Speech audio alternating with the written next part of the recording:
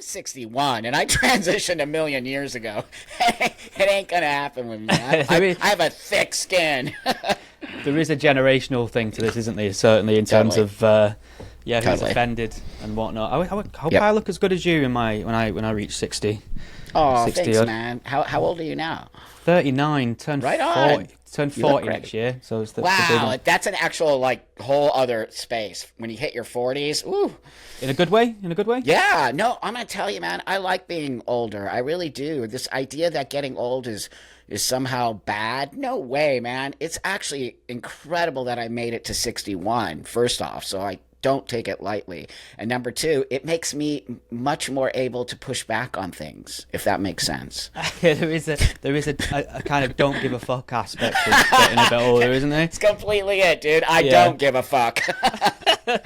All right, but what I tend to do is I'll tend to just do a very brief introduction, and then we'll jump straight in if that's good for you. Sweet. Okay.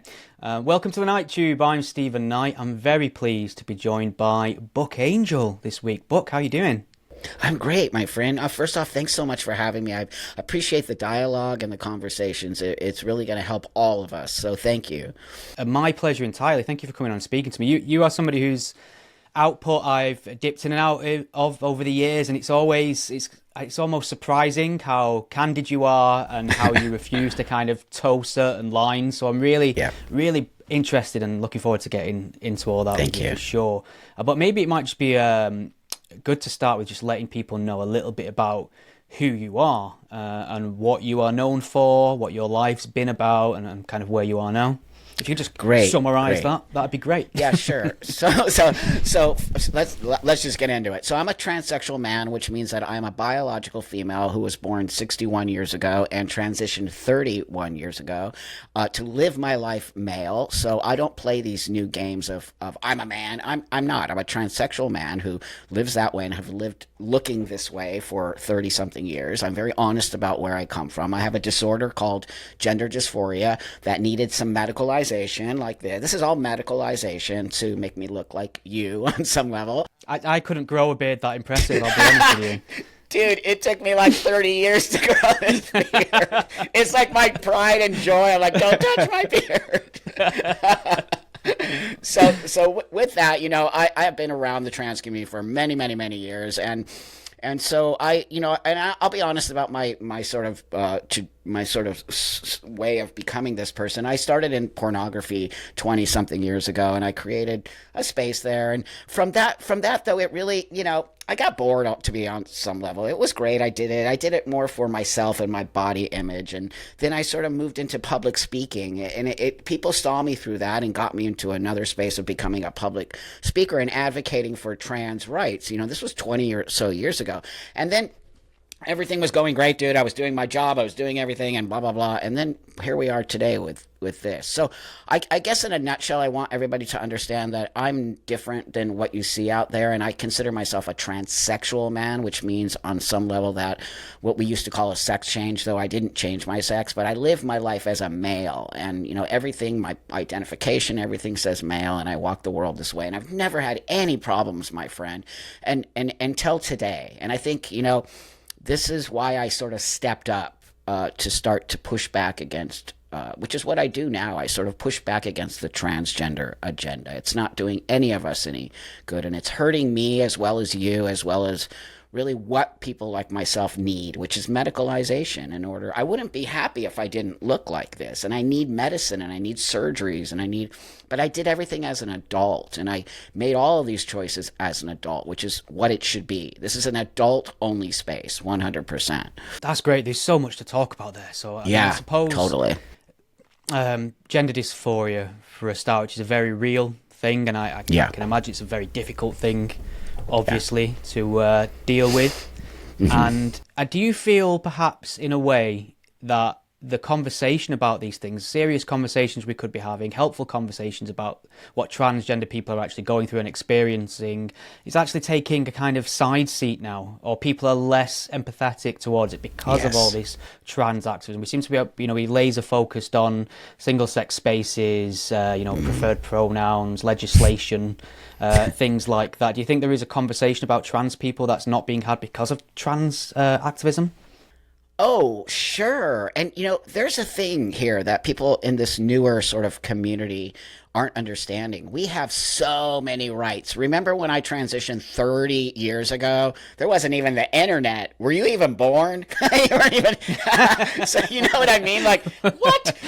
Can you imagine what I see as an older trans person? I'm like, you guys can go on the internet and get hormones. You don't need to have a diagnosis. Anyone can be trans. You could be trans, dude. Like, so what I see today is a people pushing back on me because they are getting false information, and people are on some level grifters and pretending that they're trans for many reasons. We can get into that, and it's not really what's trans. And so people are seeing something else than somebody like myself. Because if I have the conversation, watch, when I have this conversation with you and me and you post it, you're going to see people say, wow, I wish more people were like Buck, or I would be okay with trans people if people were honest like that. And that's what I keep trying to say to this community. Why are you being dishonest about who you are? That's the part that I do not understand. We're not being honest. So when you're not honest about anything, it causes a pushback because people just want honesty. That's it. Also, do you think that the focus has been disproportionately on sort of male to female trans a lot? And obviously there's a lot of trans women trans men rather out there that there's a lot of very unique issues, especially having with young girls at the moment that aren't being addressed because we're all focused on basically men in dresses to an extent. Yeah, dude. Me and you are totally in alignment. And the other thing I want to tell you is here, I can say whatever I want because I'm an old tranny and I earn my wings and I don't care if I'm triggered by the word tranny. I'm triggered by the word tranny. That's why I said it. I just, dude, these people make it so easy for me. I mean, I'm just like, I can just throw tranny in there and watch everyone go, what? It's crazy, dude. So anyway, my point being is 100%, this is a misogynist movement. And I'm going to say it. It's a misogynist movement. Majority of the new trans activists are male to female transgender people, which are biological males, right? Who are becoming women. And be a woman, no one cares, but you have to acknowledge your biology, dude. I acknowledge my biology. I'm a female who looks like a man. That's really what a transsexual person is.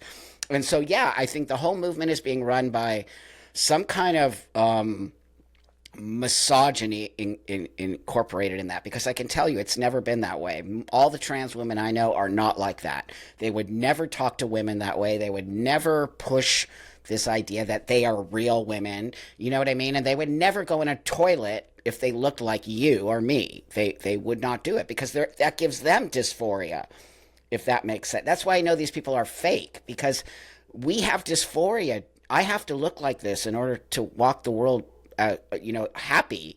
If I didn't look like this, I would be unhappy. So when you see men in dresses with beards and calling themselves women, it's totally wrong. It's fake. It's not trans. They're fetishizing trans. Speak to me a bit more about gender dysphoria then, because this is the second time you've said this thing where you need to look like this to feel comfortable in your own skin. So explain to me how that feels, how it manifests, how like inhibiting can this feeling be? It's horrifying. So here I'm going to tell you again. I'm 61, right? I grew up in the 60s and 70s here in Southern California. I had an awesome childhood, dude. I was like surfer kid, you know what I mean? Skateboarder. I was a tomboy. No one cared. Everyone was super cool. That's why I had a great childhood. They wouldn't push me into transitioning, right? Or push me into taking drugs. They just let me be because they thought I would grow out of it. So then what that means is that you have this idea that I want to look like this. I don't want to look like a girl, right? That's the dysphoria, the gender dysphoria. I want the world to look at me as a male.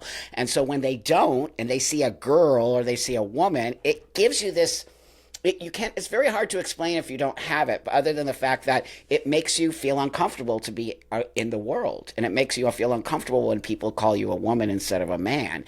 And so I had to play this sort of game, if that makes sense. I had to create a costume in order for me to walk the world. So now when you see me, you will never misgender me. ever. I never get misgendered. I never feel like people don't see me as a man because I participate. That's the gender dysphoria. It's me saying I need to look like a man in order for you to see me as a man, in order for me to walk the world happy. And it's real basic if you understand it. And it takes medicalization. That's why these people don't have gender dysphoria, because if they did, they wouldn't be walking around in dresses and beards. They would be doing something else. Yeah. I mean, it makes sense on some level. And I suppose, I mean, in the nicest possible way to ask this question, do you feel fulfilled in your choices in this regard? Do you feel happy with the way you look now? I mean, have you sorted this issue with your appearance? Oh my God, dude! I'm so happy. I hope you can tell how happy I am. It comes across. I'm the happiest tranny in the world. Seriously, I'm like that word again. You can call that me. Word again. You can call me she. It doesn't bother me because I'm so solid in who I am. And I know people who say she to me are doing it to be mean. They're not doing it because they see. So I know intention, right? And again, this all comes with age. You grow up around that, and you deal with the things that people throw at you. You kind of have to. If you don't, you're gonna just crawl under the table and cry, which is what we're seeing today. We're seeing a lot of young kids spinning out if somebody misgenders them. So I'm happy as heck. I can't even express to you how happy I am in my life. And it's all because I have this appearance. If it wasn't for this appearance, I will tell you that I wouldn't be such a happy person. And that's why it's important for people to see the difference between, which I call myself a transsexual and a transgender, right? A transgender person doesn't necessarily have gender dysphoria or need to look or present like a man or a woman. They have something else going on over there. So how old was you when you started transitioning then? You said 30 years ago, didn't you? Was you in your 30s? I was 30. Yeah, I started my therapy with it about 27 or 28. It took me years of therapy in order for me to even start hormones. I had to go through a whole system. What they don't have anymore, what they like to call gatekeeping, and I call safekeeping. And if it wasn't for the safekeeping arena, I wouldn't be here, because I wouldn't be able to make this choice in a way that gave me the pros and cons. I was always given the pros and cons of this, and I got to make the choice as an adult. So this is interesting, because you've completely gone through female puberty at this point, which is generally considered, I believe, the most distressing time for people with gender dysphoria. And there's a lot of data that suggests that without any sort of intervention, that they use this word desist, don't they? People would desist and That's right. Be disabused of this idea of being trapped in the wrong body, maybe. But that didn't happen to you. This is something that persisted well into the beginning of your 30s. Yeah, and that's a real thing. But you have to also remember that we've always been a very tiny minority of the world. We still are. These people who are taking on this identity without having dysphoria are not like me. They're just taking on. So I think this is the way for me to explain it to you all, that you might get it. I have a mental disorder called gender dysphoria. I accept that disorder. I fixed my disorder on some level in order to move through the world. Transgender people identify as trans. I do not identify as trans. Those people are trans people, right? That's all they talk about. For a transsexual, we don't want people to know we're trans. We want people to see us as men and women because we accept our mental disorder. Those people aren't accepting any of that, and they're claiming that biology doesn't exist, that anyone can be trans, that trans is an identity. And so I think that the problem I see in this situation is that people are using trans now as an identity choice, when this is not an identity, it's a medical condition. I mean, a lot of the organisations you'll be familiar with in the UK and elsewhere, kind of Stonewall and Mermaids, they have this really strange umbrella understanding of what it means to be trans, and it seems to mean everything and nothing all at once. But I suppose, I mean, this gender dysphoria thing is very interesting to me, because it is a genuine condition. You've termed it as a sort of mental disorder. Now, I mean, hypothetically, there's good reasons to believe one day there may be some treatment that can completely halt this or make it desist. And I was just wondering, cast our minds back to 30-year-old Buck really struggling with this and making this solid decision to transition. What if at that point in time there was you could have popped a pill and your gender dysphoria desists and you suddenly become completely happy in your female body? Would that have been a preferable scenario, or do you still think 100%. the choice you've taken is better? Okay. Oh my God, 100%. I don't like being this guy. It is, I am, right? It's like, I don't like having cancer, but I have it and I got to figure out how to get rid of it. It's the same thing. That's why I'm pushing it back on this new narrative. It's not joyful. It's not happy time. It's like, woo, I get to take my testosterone shot. All of that is complete BS. Those people are lying and they're cheating and they're stealing from our community and they're saying this is a fun thing to have. Nobody wants to have a disorder, number one. Number two, I have to take medicine, weekly. I have to work out. I have to sort of I'm always conscious of, if that makes sense, of who I am and my body and the things that you don't get to see and all of that. This is not something that's fun, and you have to live with it for the rest of your life. So 100% I would have taken a pill if it would have alleviated my dysphoria. And as I can keep saying over and over, I did not transition until 30. I lived as a woman till I was 30 years old. So on some level, I've lived half my life as a woman and half my life as a man. And I have a very interesting vantage point from where I am. And I can say things that not a lot of people can actually say or have experienced. It's a great answer. You just reminded me of something there with this idea of, trans being joy, etc. And it seems like me and you are kind of on the same page in this sort of liberal position of you do you and you should be free of harassment and abuse and violence and get to live the life with whatever identity comes most naturally. And that's a perfectly good message, and I defend that to the death. However, it seems to have crossed over into a place of advocacy. I was at a women's rights protest a few months ago, covering that on the ground. These are what would be classed as gender critical women, and a sizable counter protest turned up in response, and they were all chanting "trans is joy," which really confused me. I mean, this feels very much like a promotion of an ideology rather than protecting individual rights. That's right. I feel the same way. Can you imagine how I feel? And this is my community. I'm like, what? Are you people insane? That's why I've disconnected from them. I'm not part of the trans community, by the way. I remove myself from that community. I would say I'm more part of the LGBT community than I am part of the trans community, because I can't be part of something that they're lying and cheating and acting as if they're something they're not. And also, it's indoctrination. When you start saying stuff like, woohoo, it's so cool to be trans, come over here, kids, that's indoctrination. And I won't be a part of that. The last thing we should be doing is putting children in this space. That, to me, I always say this, we are supposed to be pushing children out of dysphoria. You are pulling children into dysphoria, because once you medicalize anyone, you have to do this for the rest of your life.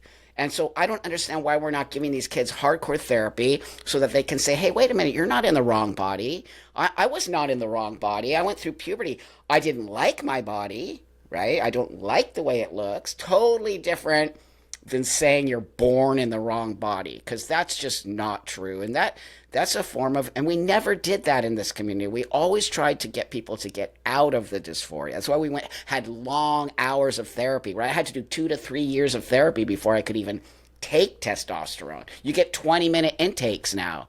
And that makes me, as an older person, go, well, why are they pushing this on young people so much? It has me concerned. Yeah. I mean, you seem uniquely placed to me, because I mean, you seem tribeless for a start, which I always respect in an individual. But I imagine, obviously, because you don't, fall in with the gender positive crowd or the trans rights activist, or the mainstream version of that, at least you'll probably get a lot of criticism and abuse from them. Likewise, there is still an issue, perhaps, maybe on the Christian right in America, who would be, quote unquote, transphobic. So there's an aspect of that you have to deal with. Do you feel like you're fighting various wars on various fronts? Oh, totally. I get it from all sides. But, like I said earlier on, I had started in pornography back in the day, and I got a lot of stuff then. That actually, I feel like it was a precursor to today. So it really gave me a way to say, hey, wait a minute, I'm okay with what I do, and I do an adult entertainment. I make stuff for adults. I'm nowhere near young people, and so I sort of had to learn how to fight for my right to do what I needed to do, and my right to do that. So on some level, it helped me realize now I have it from all sides. I am the bad guy on some level, but at the same time I'm not, because I got people like you, and I got people who would not necessarily respect trans people respecting me. And so what I like to say is I build bridges, and I don't align with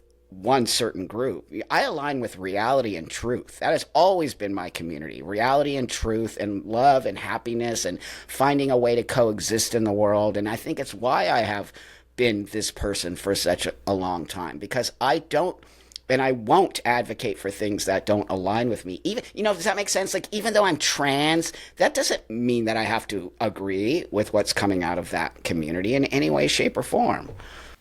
Yeah, that's a great answer. And you said there previously you align with the LGB, and I'm seeing a lot of factions now cutting off from each other. And I mean, it never made any sense to me that intersex and transgender and two spirit and everything else was tacked on the end there. So you're somebody who's bisexual, am I correct? Yeah, you are bisexual. And but I would say that I kind of lean more towards women. But yeah, I would say I'm just whatever. But okay, so that would make more sense as a trans man to be, similar to a heterosexual man. You're attracted to women, but you are attracted to males in a sense as well. I mean, how much of your sexuality is tied up in some of this? Your feelings about your personal sense of gender? Do you think is there any link? Is this something you think's entirely separate?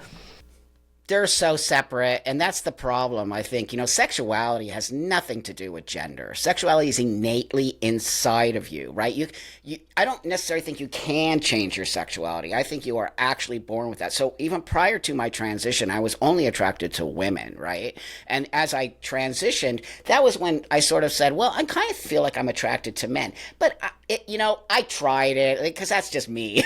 I'm going to try everything. I'm that guy. And then I don't like it. If you don't try sushi, how do you know you don't like it?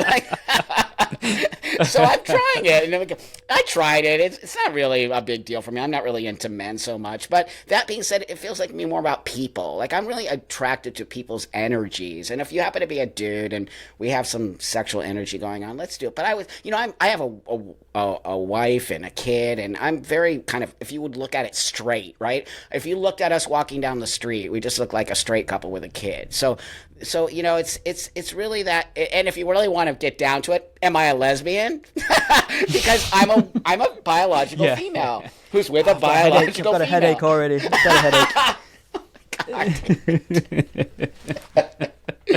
I mean, hold on. Let me fix this. Sorry. That's okay. I just want to say that I'm not even embarrassed to say I'm a lesbian if that's what people need to hear. You know what I mean? If it makes somebody feel comfortable because we're in such a weird space now, go ahead, call me a lesbian. I don't really care. But sexuality is innate. I do not think you can change it. It's why we need to keep biology in the picture. And that lesbian is the same sex attracted space. Gay men are same sex attracted space. And we can't, and I feel like the trans community, the newer trans community, is disrespecting that, and that is just not okay to do. You can't come into a woman's space because you say you're a woman. You have to be invited into that space.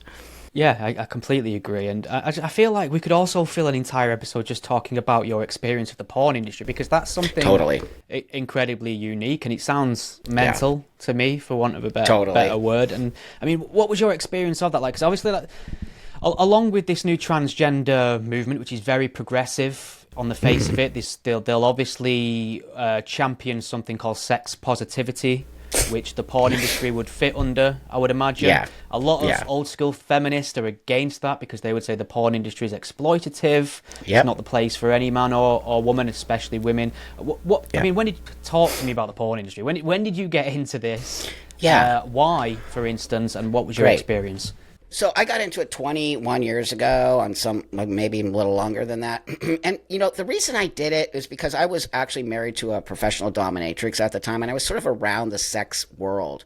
And I just didn't see somebody like me. And I thought, wow, it would be super cool to sort of make this situation happen. And back in the day, this was prior to internet, right? It just started coming in. So I actually made movies, like actual DVD. I was even in the VHS realm, which is really dating myself. I mean, it was crazy, dude. But, I did it because I didn't see myself represented in an industry that basically you could probably Google clown porn and you would find it, right? Or gum chewing porn. But there wasn't anything like myself. And I was sort of coming into my body at the time. And as or don't know, I don't have a penis. I didn't have the what we call the bottom surgery. So I kept that sorted that awkward question for me, Buck. Thank you. Tick that off. Now, good to go. You're hilarious, dude. So let me just say it. The vagina. The evil vagina. But to be honest with you, I'm happy I kept it because if you can see the complications in those surgeries. For sure, yeah. Crazy. And so that being said, I just sort of did it and I loved it and I got a lot of accolades for it. And people in the industry really sort of pushed me up into this space. And I want everybody to understand pornography is not for everyone. And it is a very specific thing. And I am very adamant constantly in saying that we need more lockdowns around it. The internet ruined it because now it's literally everywhere. Every kid can see it on their phone. That's when I got uncomfortable with it. I'll be honest with you. When it became too accessible.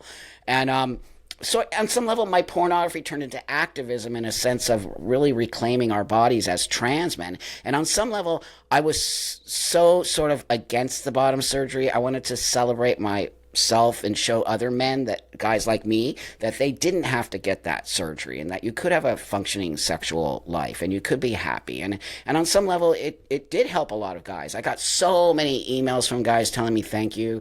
I feel much more in my body, and I don't feel like I need to have that surgery.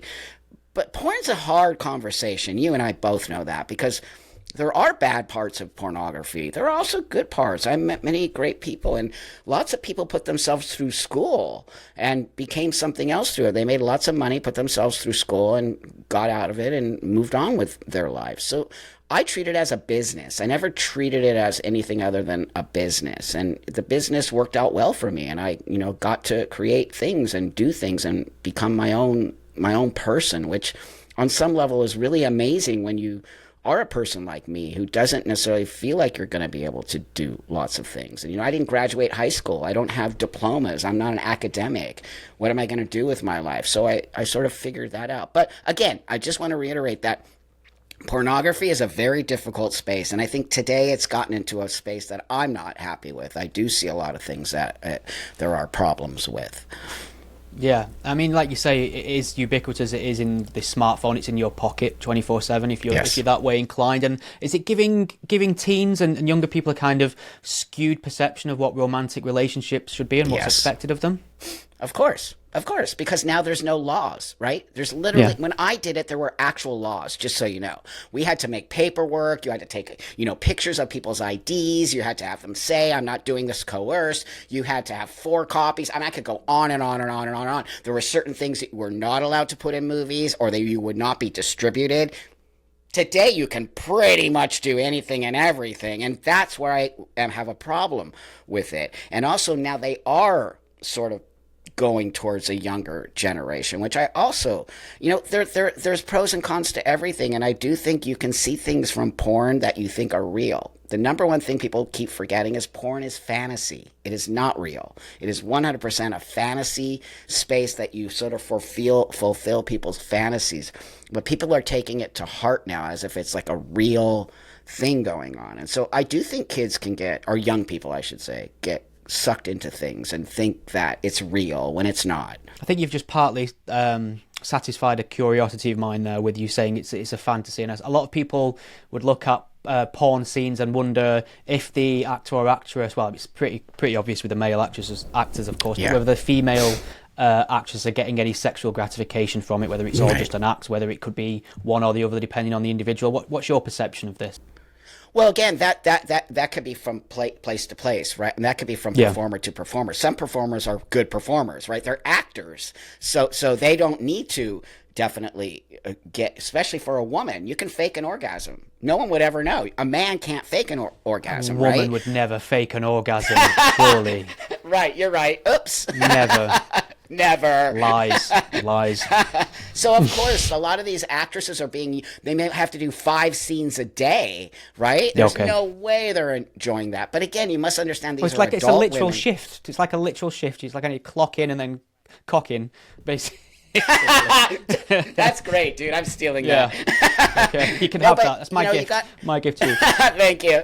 You got to understand that it is a job. These people go to work. It's a job. It's not an easy job, but again, they are adults, and these women are choosing. A lot of the hardcore, maybe gender critical, whatever you want to call them, feminists, think that the women are being pushed into this space. That's actually not true. I know so many female porn stars who love what they do. They love the freedom of it. They love all of it. And there are some people who possibly got in it for the wrong reason and were on some level abused, and they came out of it on the other side, and they don't like what happened to them. Of course, that's going to be with a lot of things, but the majority of the women I know, the professionals, they like what they do, and they know what they're doing, and they're in full control of what they are doing. I don't know. I mean, you're in the States, and there is this perception in the States that the sort of gender critical movement or the pushback to it's mainly coming from the Christian right. Man, you've got your central characters like Matt Walsh over there, Ben Shapiro, God. people like that. In the UK, for instance, it's very much seems like a leftist, feminist, socialist movement when I've been on the ground at events and demonstrations. It's kind of this weird mirror image, and I'm just wondering, do you worry at all that a lot of the pushback from the States is actually coming from people who also have some rather illiberal positions about women and relationships and body autonomy and things like that? Of course, but let me just say this. The problem is that this new trans ideology is fueling that, right? It's fueling the hate, and it's fueling this idea that you're just a man in a dress and, you'll always be a woman, Buck. And that's fueling that. And how do I know that? Because it never happened before. It wasn't until this disingenuous trans community came into effect, run by men who want to be women. And many of these men who want to be women are disingenuous about what's really going on with them. And a lot of them are fetishists. And they're bringing on their fetish and using it under the guise of trans. And it is killing us because those people are not what I am. They get off, first off, on being in a dress and making you uncomfortable. That's what makes them get a boner. And I don't get a boner for being dressed like a dude. Just so you know, I'm like, this is just who I am. I'm not like getting off on it. But this new trans women movement is really fetishizing. I do believe that, and you can just see by their language and how they get so excited to make women uncomfortable, and they get so excited to sort of take over women's spaces. Even like, for example, periods. Right? They get Yes. their period. I'm like, wait a minute. Every trans woman I know is disgusted by that and embarrassed by those people. And those are the fetishists. It's interesting you've said that, and I mean, it's still very taboo to mention the kind of Venn diagram of fetishist with people with gender dysphoria and where that fits in. I think it's getting less so. I think people are becoming more alert to it. And I mean, is this a product of these stupid ideas around self-ID in terms of like someone like you, obviously, who's had a medical diagnosis, has had medication, has changed the way themselves physically. Now the trans umbrella just, like I said before, means anything and everything. You just have to announce a gender or make one up, and the law and society has to say that's valid. Yeah. I mean, you just said it all, my friend. We all know it. We're me and you and all of us who are in this place where me and you are, which is basically reality. We all know it, and we all say it, but then we get called transphobic. I actually get called transphobic. Can you imagine? Like, are you kidding me? That's how you know it's all BS. Those people are scared of me because I sit with people like you and I talk about the realities of being transsexual, and they don't like me, and that's why they don't like me, because I'm calling all of them out. It's something you said that was really interesting there about sort of trans activism or the excesses of it making life more difficult for trans people. And I think I've had a bit of a journey on this in the sense of preferred pronouns and misgendering and things like that. I mean, I'll never stray away from the liberal position of defending everyone's individual rights to be who they want. But when this transgender thing kind of hit the forefront, or before it hit the forefront rather, I was kind of fine to be polite and use preferred pronouns for people and engage in that. And then being in the UK where I'm from, it can actually be considered a criminal offence to misgender people. You can lose your job, for instance. You could get banned from certain platforms, for instance. So it almost became a point of resistance to say, actually, I won't use preferred pronouns in that case, which I do feel like if the government and activists kind of just let society figure this out amongst themselves, we'd all end up in some place that's far better than where we are now. That's right. No, you said it. I refuse to participate. I'm a free speech advocate, right? Which means that you can call me anything you want. I'm okay with that because I can call you whatever I want. But when you start compelling people, that's compelled speech, which goes against everything free speech is about. And I'm totally against that. And if you're so weak that you can't handle the fact that somebody has the right to see you or be the way that they need to be, then you shouldn't even be transitioning. Because if it's not going to be that, it's going to be another thing. And it's going to be another thing. And it's going to be another thing. When you're trans, you have to remember that you're the minority and you have to figure out how to fit into the world. You cannot expect the whole world to come and bend down for you. It is how I survived for the last 31 years. I have figured out a way to walk the world where I don't cause problems with you and that I can actually create a space that you let me be in. And that's what people don't understand in this new trans space. They think that they can tell you how to see, how to feel, and what to believe in. And that is not true. If you don't want to see me as a man, you have every right to do that. And it doesn't mean that I can tell you otherwise. And all I need to do is just walk on the other side of the street.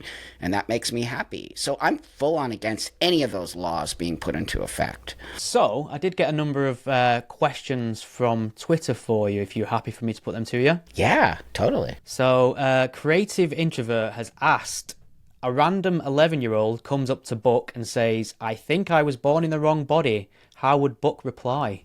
Well, the first thing I would say is, no, you're not, kiddo. I don't know who's telling you that, but your body is perfectly fine. And that, I would never tell a kid they were born in the wrong body because it's not true. First off, people have to keep remembering this is a mental disorder. It's not a physical disorder. That's why I'm against puberty blockers. Those kids are going through perfectly fine puberty. There's nothing wrong with their puberty. It's all a mental space. So if you give a kid sort of this idea that they're born in a wrong space, they're going to have this idea. But if you give a kid to say, wait a minute here, you're not born in the wrong body. You're just feeling more masculine or more feminine. That's okay. No big deal.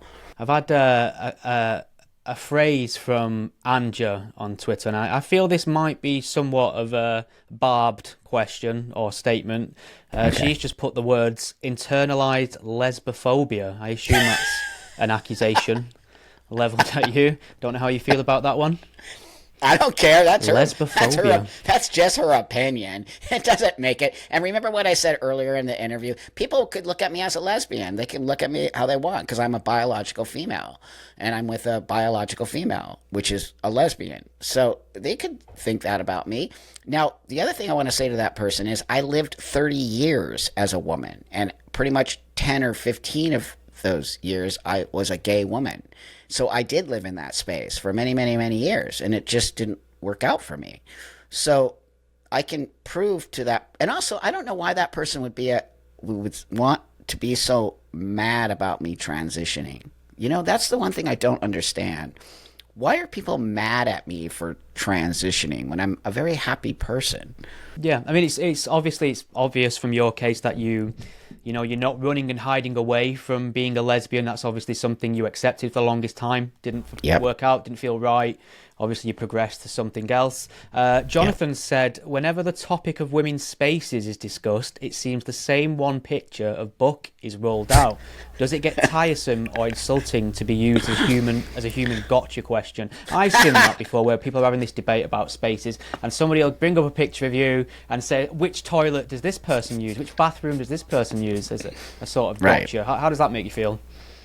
Well, you know, if you need to use me, use me. I have no issues with that. That being said, I'll send you the bill later. But that being said, it actually, on some level, it makes me happy because people see me as very masculine and very male, and they see me that I should not be using the women's room. So on some level, it's all that's doing is just telling me that I did a good job about making myself look like a man. So I also get why they're using me, because we have these idiots in the trans community saying that you don't have to look like a woman to be a woman or to use the women's restroom, which is totally ridiculous. And so I think the issue for me is that if those people are not going to participate like I do, then they don't get to use the female space, and they don't get to be a part of that, because you should be trying to make women feel comfortable. If you want to be a woman, you should be trying to make other women feel comfortable around you. Like I try to make men feel comfortable around me, so I don't feel like I'm sort of invading their space or that I'm trying to take something over. And I think most men have no issue with me at all. Yeah, so I mean, you would then typically use the male restrooms, etc., and facilities. Totally, I mean, it's. Sorry, go ahead. No, I'm just saying, look at me. Do you actually think I could go into the female restroom? And I just go in. Dude, I don't go in there and make a big scene. I basically keep my head down. I go in the stall. I don't use the urinal, right? And then I do my business and I get out. And oh my God, dude, it's so dumb that we're even having a conversation. But the reason we are is because of those disingenuous trans women who are very masculine and male presenting and think they have every right to use the women's room when they don't have the right to use the women's room. They're not participating and looking like a woman. Yeah, and I suppose that the chief concerns about kind of women's safety or making women feel uncomfortable with men in their spaces is very different with you using the male space, because any potential risk or issue, you're kind of assuming for yourself in that regard rather than placing other people. So yeah, I mean, well, this comes down to biology again, doesn't it? How it's not a like for like situation. Sports has become a huge topic in the trans wars and the gender wars, and it's where it's most pronounced, really, isn't it? Now that we're seeing sort of very mediocre male athletes punch way above their capability in the women's classes, and I thought that would be the defining moment where people would go, okay, that's enough. We've played along with this for too long now. We have to draw a line somewhere. That's right. That hasn't quite happened yet. There's a lot of controversies with Riley Gaines, for instance, in your home country. She's taking a principled stand. I mean, I feel sorry for these young girls. They're kind of standing alone, and they've got all the power of the liberal left coming from them and certain establishments. Do they deserve more allyship and more support for their principled stands? Oh my God, dude. I am pro female sports, okay? Number one, I was a female athlete, and I was running against the USSR. That's how old I am. And believe me, those women were dudes.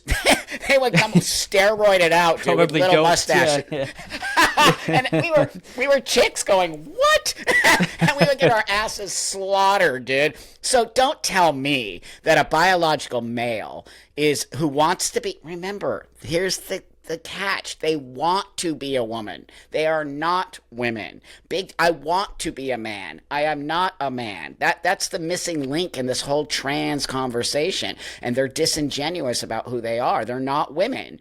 They are biological men who want to be women. No one cares. Be a woman, dude. Go at it.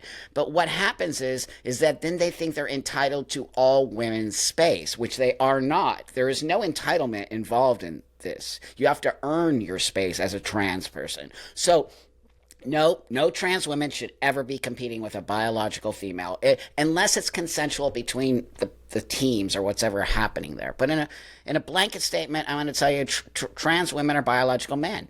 They have a full-on advantage. We know that, and anyone who pushes against that is not being honest. They're being disingenuous, and they're not stating facts. Why do you think we have men and women's sports? I mean, if it wasn't that. I don't have to tell you that. Me and you probably agree. I'm just disgusted that trans women athletes would feel the need to do that. I'm embarrassed for them. They're embarrassing. And then you start calling them, right, mediocre men who couldn't compete. And they deserve that, because they're asking for that when they do this kind of stuff, because they're not being honest about the fact that they can. I mean, we just have to look at Leah Thomas, who slaughtered everybody. And Riley Gaines is a friend, and I love Riley Gaines, and I love that she's standing up for her rights.